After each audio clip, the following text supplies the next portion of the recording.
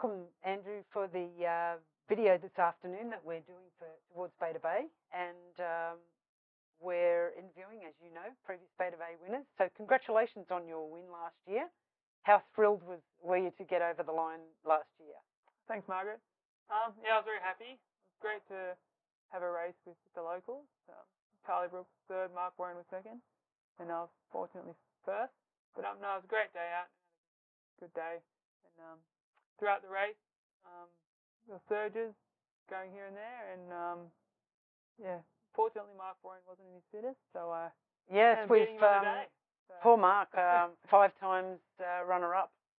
So that's yeah. You didn't? Did you know that when you were putting in your surges against him? I did, but I thought that was the only opportunity I'll ever get. No sympathy. No sympathy. Even though he's older than you and he might not get another chance.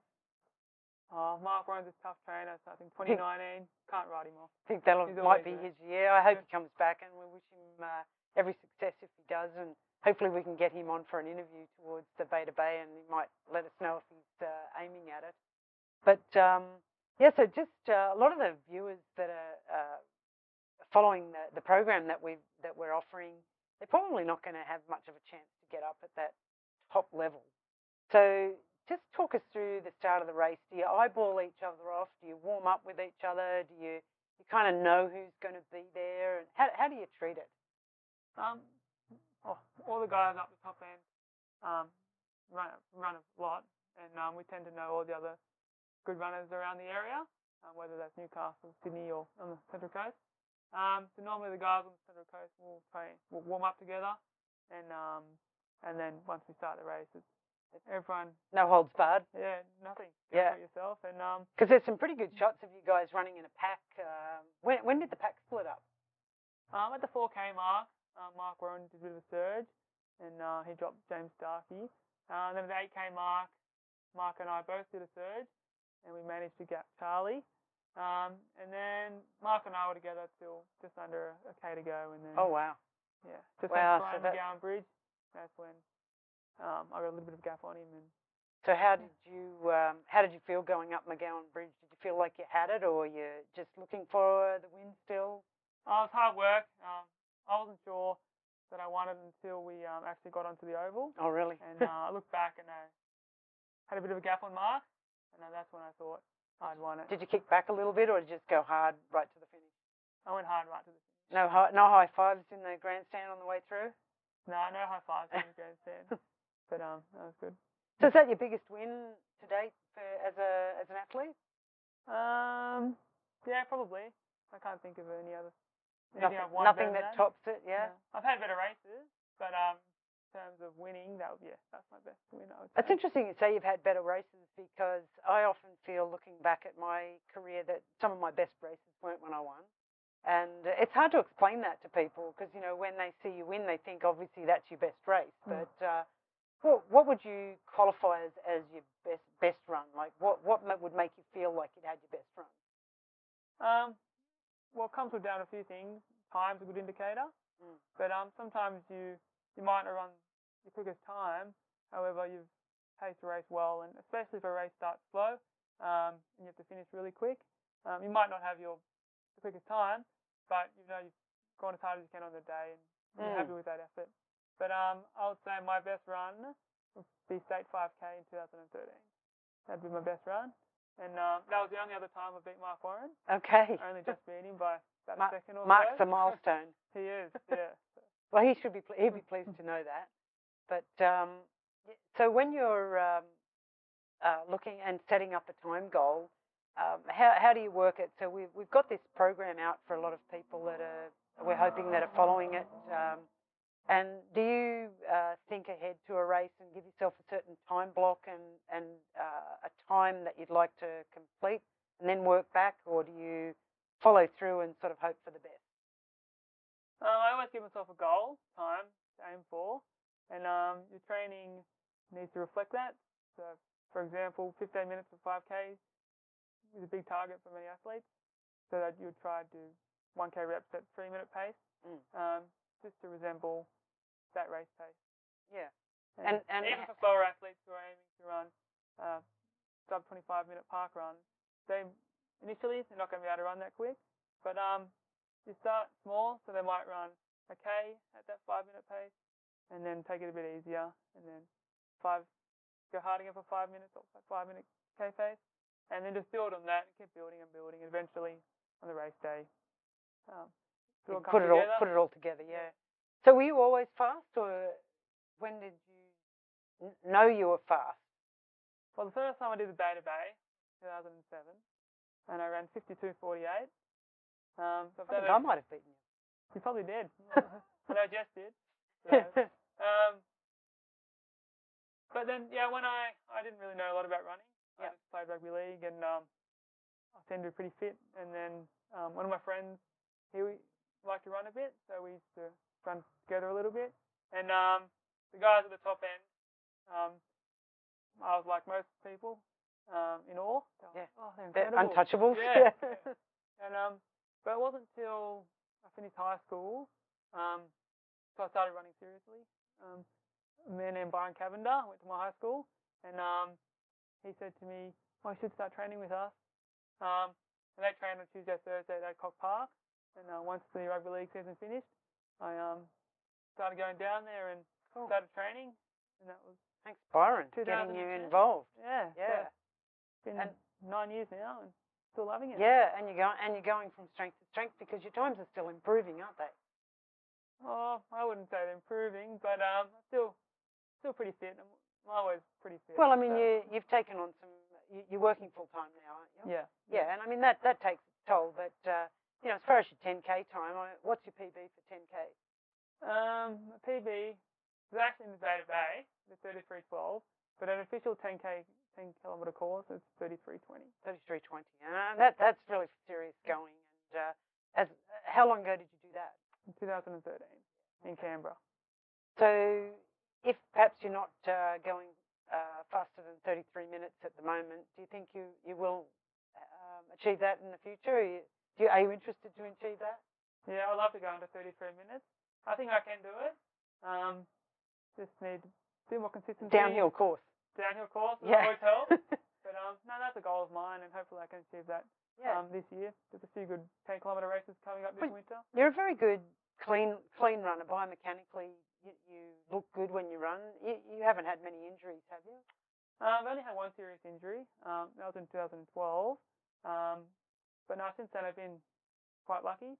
Every runner has niggles here and there, but nothing I can't run through. But when you say lucky, it's not just luck, is it? I mean, you sort of understand your body as you put more mileage in. Yeah, you definitely realise which areas you're weak in, so you got to focus on them, whether that's strength training or also getting a roller or getting massages and things like that. Do you do any cross training? Yeah, I go swimming a little bit, a bit of cycling, and I like to go to the gym as well. Yeah. Good. No, well, and obviously keeping your stretching program going, I imagine. Do you stretch before as well as after, or either? I've been a bit slack since I started working full time, but I tend to stretch a little bit before, but the bulk of my stretching's after, once my body's all warmed up. And you always want to make sure you're a bit warm before you can stretch. I think a lot of distance runners tend to be that. I mean, that's what your warm-up run's for, really, to just get yourself going, and then after the session, you kind of know which areas are niggling, don't you? And you can concentrate, whether it's a hammy or a calf, or depends on the session you did, really, doesn't it? Yeah, exactly. If you've got tight calves, you're going to focus on that. Stretching after, if you have tight hips, you're going to focus on that area. I'm guilty of it. I don't worry about anything too much until I'm 30. Yeah. But if I was more on top of things, I would do this stretch and massage week after week, and I wouldn't have any niggle. Yeah. Actually. It's a little bit a hard thing sometimes to work out whether it's something that you really need to worry about. But I guess if it stays for more than a couple of days, that's when you really need some professional help. Yeah. You can probably do a swim or a stretch, like we said, and then if it's still there, you need somebody else to tell you whether it's a serious thing or not. Yeah, that's true. I actually physio at Era, at Fitness First in there, and he seems to be really good. And when things are hanging around for too long, I go make sure you get on top of it. And he can let me know how serious it is and whether I can run through it or if it's something more serious enough to stop and. Because I'm sure our listeners or the people following the program are going to run into problems along the way, or hopefully nobody gets to somewhere where they can't continue. But yeah, there will be niggles, and we just wish you all the best for that, and look out for some professional help if you need it. Certainly get a massage, and I think we're going to try and put a stretching video together for anybody that doesn't know how to stretch some of the main leg muscles. So anyway, back to you, Andy. A lot of great places to run on the coast. I think you do a bit of running in some of the national parks and the state forests. Yeah, majority of my long runs Sunday morning at Rimba State Forest. It's a great place to run. Very challenging, lots of hills, and it's on dirt, fire trail. So it's not too technical either, and I have weak ankles, so I like to run it there as much as I can. And it's a great place to run. Sunday morning, you normally run past someone that you know quite well. Yeah, I've seen you out there, and even though I know there's no way I can stay with you, it makes me feel good to know that somebody else is out doing something. Yeah, no, it does make you feel good. Does it make you good to see me out there? It does. I like seeing everybody out there doing a good shot. And it is tough. There's big hills out there. Yes, so definitely. Once you've got past those hills, it's quite nice, and on the way back especially. I think Mel's, I'm not sure if her program has any hills specifically, and that's something that distance runners often will put a block of hill repeats in their program. But do you like to do, in your long run, do you like to include hills as just part of the run? Yeah, I think it's good. It's just strength training. It makes you a strong runner. Again, that's why Rimba's so great. Also, Buddha National Park, that's very hilly and challenging. You've done a lot of running there, haven't you? I have, yeah. It's a little bit further away from my house, so I probably don't go out there as much as I'd like to, but I still run it there a fair bit as well. And there's also Katandra, another great place to run. So. No, we've got some terrific places. You've just got to go find them, and I guess it's a bit better if you go with someone that knows where you're going, so you don't get lost. Yeah. Have you ever been lost on one of your long runs? I don't think so. I Good. stick to the main trails most of the time. And do you carry water when you do your long runs? I don't carry any water, but the majority of my long runs are only around 90 minutes. Okay. So I know some say it's a long way, but I've always been all right. Manage without. Yeah. I didn't carry water when I was younger, but I really like the idea of carrying some as I've gotten older. Never know how long the run's going to take. You might think it's going to take 90 minutes, but it maybe doesn't take. And when you're out in the bush, particularly, if you're in town, you know that there'll be somewhere where you can get a drink. But so with your fast work, what's your favourite speed work session? Speed work for me is 400 reps.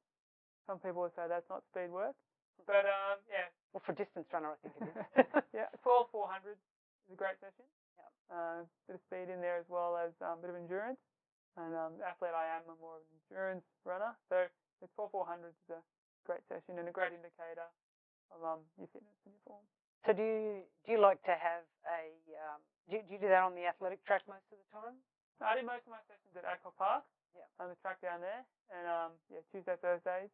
I come up to Mingara sometimes. We see you there. Yeah, I also come to Mingara every now and then. The track's a great place to run, and it's a great venue. Because now we've got the beautiful blue track, you'll have to come up and put a few sessions together and see if it's actually faster than it was before. I'm looking forward to it. The next race night, I'll be there. Yeah. And hopefully go a bit faster than last time. And once again, getting back to the program, I think Mel has some interval work put down. So if you didn't go to a track, how would you manage speed work? Would you do something like a fast, slow run, like a fartlek run, or would you try and measure out a time that you were running? Fartleks are great. I tend to do a lot of fartleks as well. So I think it's a great, especially for a 12-kilometre run.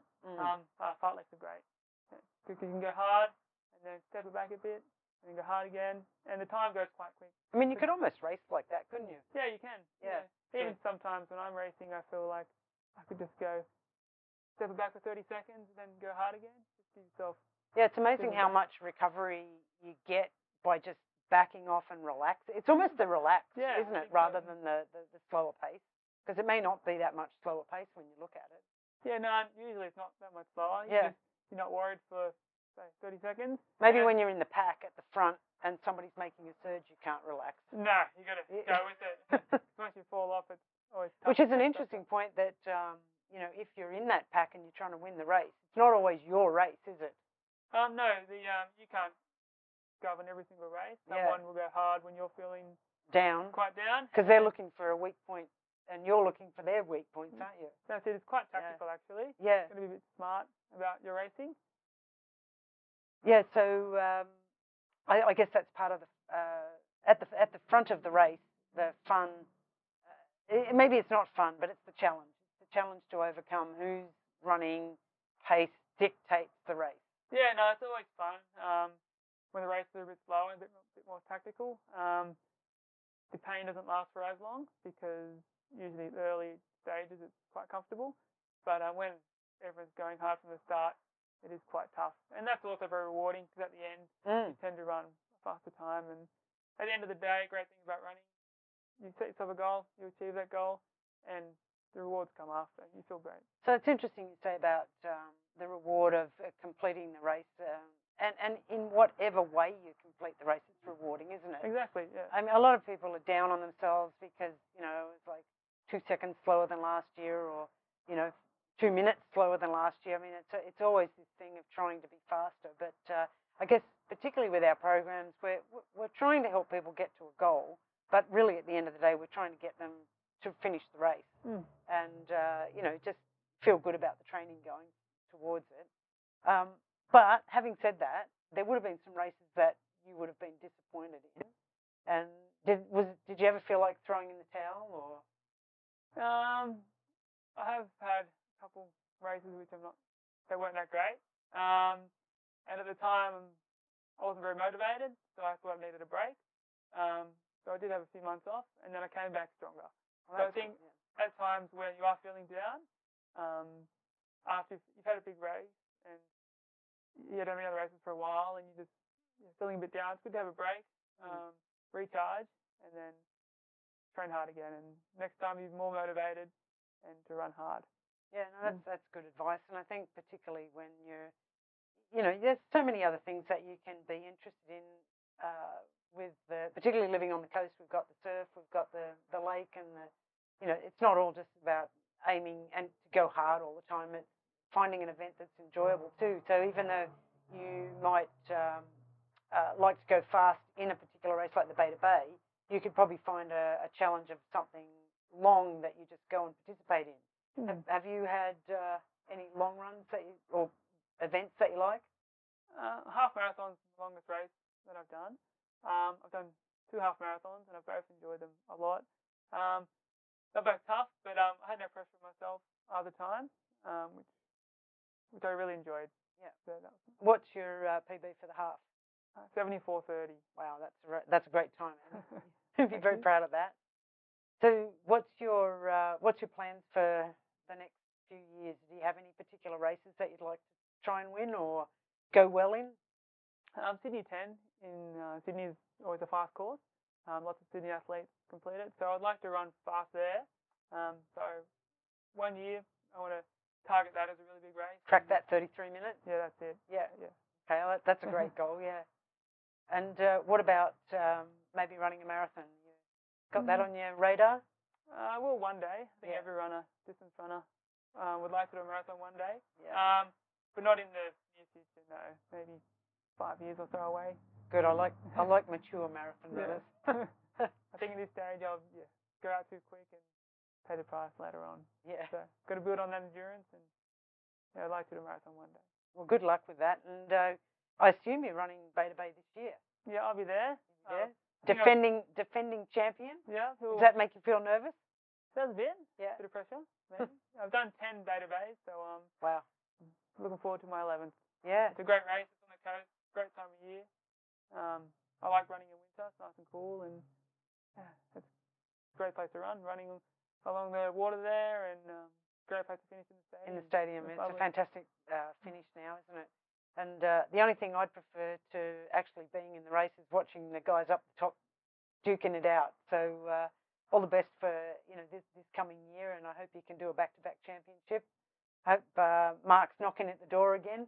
He'll be there. Actually, yeah, that's a tough one. If I have to vote, I won't vote. I'd like to see both of you win. Can you hold hands when you come across the line? I think we could do Yeah, that. okay. Yeah. We're great mates. Yeah, that would be lovely. Well, listen, Andy, thank you. It's been a lovely chat that we've had today, and I really appreciate that you've joined us on this YouTube channel. And maybe you could